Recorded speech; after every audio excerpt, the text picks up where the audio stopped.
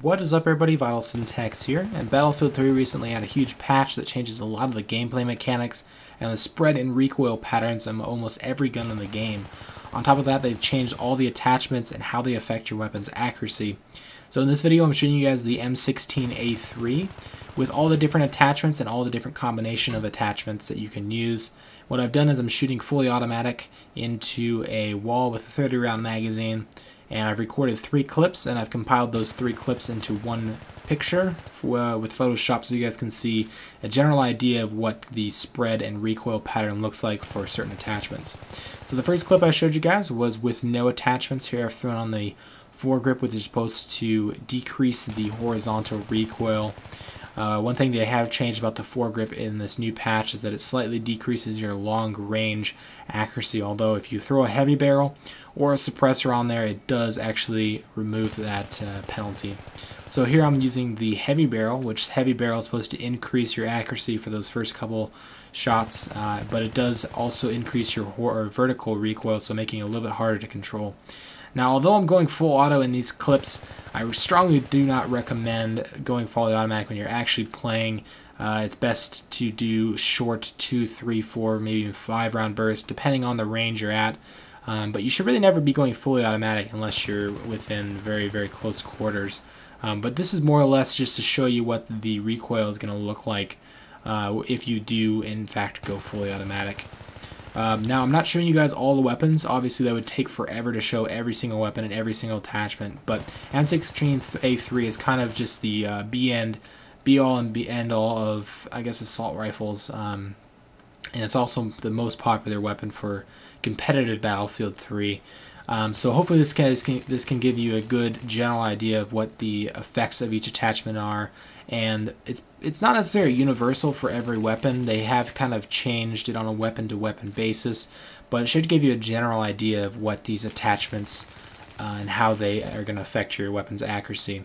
So here I'm using the suppressor, and the suppressor used to be by far the #1 choice for the barrel attachment, and I don't know if that's really going to be the case anymore. I think it's going to be more of the flash suppressor and grip combination. The flash suppressor is a great attachment because it reduces the recoil even more than the suppressor, and it's also just doesn't really have any negative effects, and on top of that, it's also going to hide the muzzle flash that might give your position away.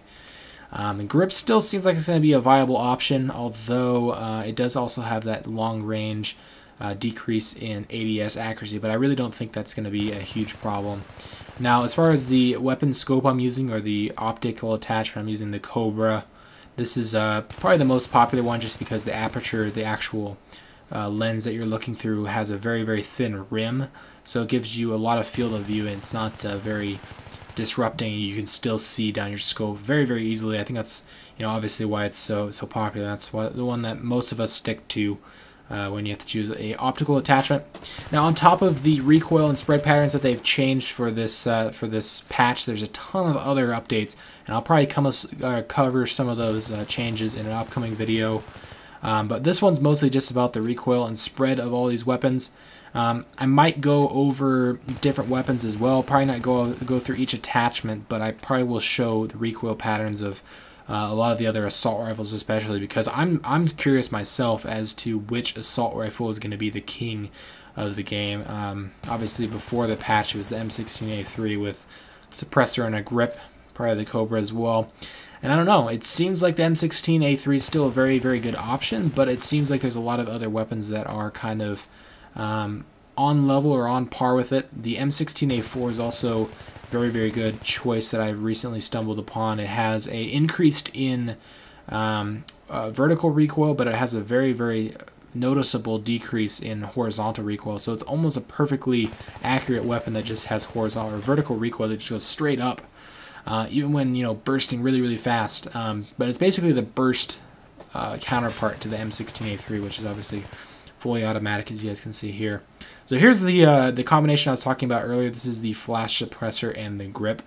In my opinion, the spread and the recoil look the most manageable. They look like the smallest, tightest cluster, and it's going to be I think probably one of the most popular choices for attachments.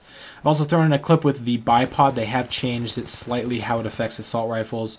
You can see the groupings very, very, very tight, obviously is what you'd expect from a BIPOD. And on top of that, they've also increased the time it takes, or decreased the time it takes to deploy and pick up your gun with the BIPOD. So anyway, that's about all I wanted to show you guys. Thanks for watching. Hopefully this helps you guys out. It's kind of also just a test for my own personal use.